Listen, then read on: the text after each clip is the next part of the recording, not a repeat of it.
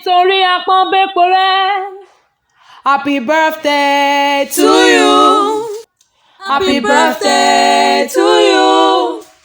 Happy birthday, happy birthday, happy birthday to you. Mo ní Ìyá Bọ̀dé tẹ́lẹ̀ ọmọ rẹ̀ ó tẹ́lẹ̀ ọmọ. Màmá Bàsí tẹ́lẹ̀ ọmọ rẹ̀ ó tẹ́lẹ̀ ọmọ. Ìyá Tìmílẹ́yìn tẹ́lẹ̀ ọmọ rẹ̀ ó tẹ́lẹ̀ ọmọ. Ọmọ náà mọ̀ pa Ìyá Bọ̀dé máa gbọ́. Mo ní kọ́ máa farawé o, kọ́ máa farawé o.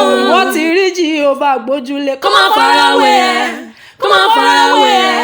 Wọ́n ti rí Jèhófà gbójúlé.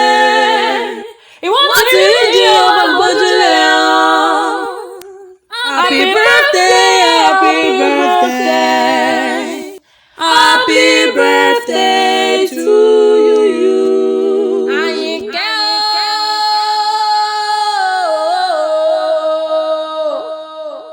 Ìyábọ̀ Ìdírọ̀mọ́ kí Àyìnkẹ́ Ìyábọ̀ Sọ́lá. Mo ní ṣe bí wọ́n ni mo ń ké sí o. Ìyá Bàsí, Ìyá Tìmílẹ́yìn. Mo ní ṣe bí wọ́n lọ́rọ̀jọ́ ìbí oyún o. Àyìnkẹ́ òun náà wá gbóhùn ẹnu mi. Happy birthday to you. Onílé ló bá wòwò dé, á ló bá wòwò rẹ̀. Ẹ̀kúlé ló bá wòwò kankan ilé o. Mo ní màmá rẹ̀ gangan. Mo ní màmá rẹ̀ gangan láńtà ló gbé mi débí. Ó ní kí n kí ọ, ó ní kí n kí ọ, ó ní kí n poríkì rẹ̀ jáde. Olóòjọ́mọ tó yàtọ̀, olọ́mọ dáadáa ni ọ́, ó lákìkanjú obìnrin ni ọ́, ó lákìyàn àkìsóhun ló bí ẹ lọ́mọ akíní yèyé rẹ̀, ó lábì àmọ́ tí ó wọ́kọ̀. Ìyá Bọ̀dé ó ní kí n kí ọ, ó ní kí n kí ọ, ó ní ìwọ̀n rẹ̀ lú bàbá tó gbọ́ èrò wọn gangan.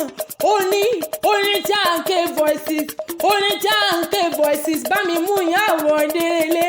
Ó ní bá mú lọ lé bàbá tó bí lọ́mọ gangan. Ó ní bànà kí ni sọ, ó ní sọ ni mo ní kílẹ̀ ìjẹ lánàá mo lẹ́ràn sí kìíní. Mo ní kílẹ̀ ìjókòó, mo ní tẹ̀bí kù sí ń ṣe àìní. Ọmọ Ìbàdàn ooo, mo ní Ìbàdàn mèsì ògo nínú òrùyọ ilé. Ìlú Ògùnmọ̀lẹ́ olódògbò kẹlódògbò olódògbò kẹrin olódògbò kẹrin lójú ogun. Ìlú Ìbíkúnlẹ̀ àìlágbàlá jẹ́ ìlú Àjàyí Ògbórí ẹ̀fọn sí fìlàfà. Ìlú Látó Sàré Ọ̀nà Kakanfò.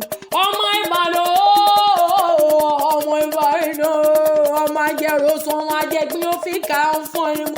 Ìbàdàn bẹ̀rẹ̀ kó tó wọ̀ níbi olè ń gbé ń járe olóhùn. Mo ní méjì lómi ògùn, mo ní méjì lómi àánú. Ara rẹ̀ la fẹ́ wà lómi dúdú. Ọmọ láìpò ló lómi pupa.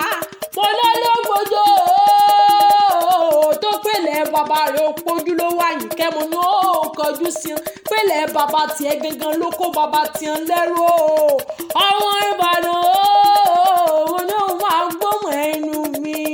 Mo lẹ́lẹ́ lomi tó tẹ̀lé tọmọ òun lẹ́yìn po. Omi àṣejìrẹ́ tó mi bùnmù nílẹ̀ bọ̀n.